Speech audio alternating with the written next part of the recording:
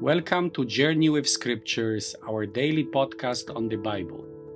Today the Church celebrates the 27th Sunday in Ordinary Time, Year C, and our theme is, But the Gospel Endures Forever. Enjoy this episode, share it with others. God bless. God did not give us a spirit of timidity, but of power and love and self-control. Such a spirit inspired the prophet Habakkuk to ask difficult questions. How long, O Lord, shall I cry for help, and you will not hear, or cry to you violence, and you will not save? This prophet's world was dominated by the powerful Babylonian Empire. It came to power around 612 BC, and then in 587 BC destroyed Jerusalem. Why do you make me see iniquity? How many people lost their faith, seeing the wicked destroying the righteous and escaping with impunity? In such moments, we need to cry, Lord, increase our faith. Write the vision down, inscribe it clearly on tablets so that it can be read easily, is God's response to the prophet's complaint. We do not know what was shown to the prophet. However, we know the fate of the mighty Babylonian Empire by the time Revelations chapter 18 is written. Fallen, fallen is Babylon the Great, never to arise again. And in the words of the prophet Isaiah, the one who makes the earth tremble and who shook kingdoms was thrown to the depths of the pit. But Habakkuk did not know it. He could only trust in God's word and live by faith.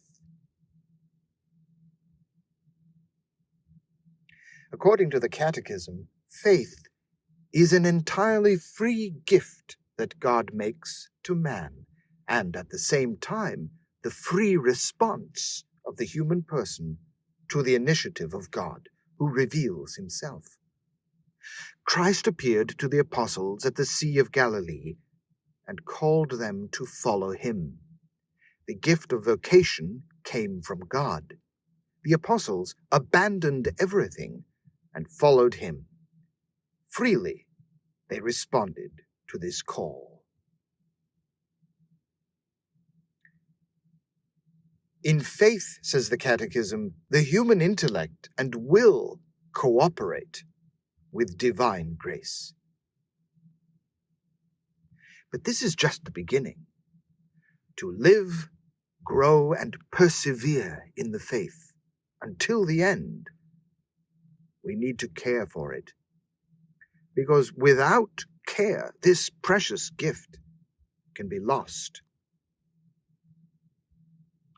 For this reason, the second letter of Timothy tells us, I remind you to stir into flame the gift of God that you have through the imposition of my hands.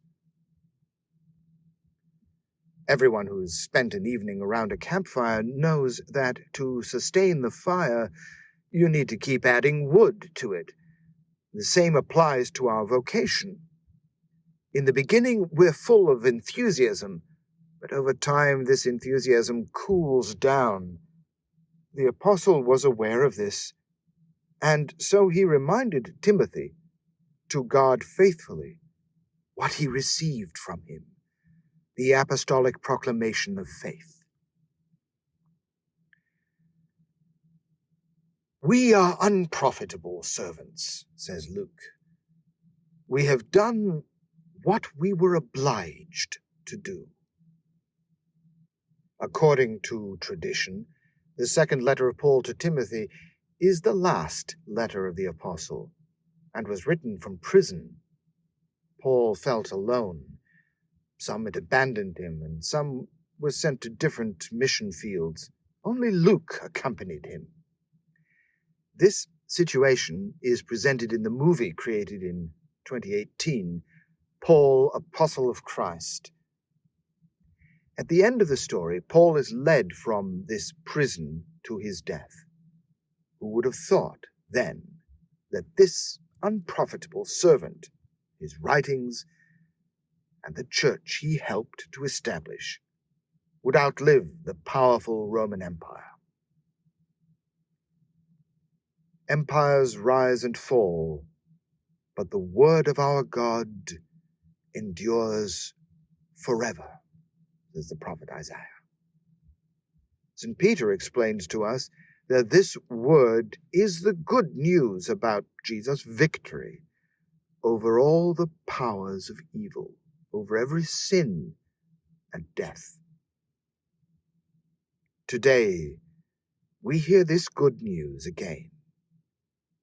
So let us not harden our hearts, but put our trust in it and gain the fullness of life.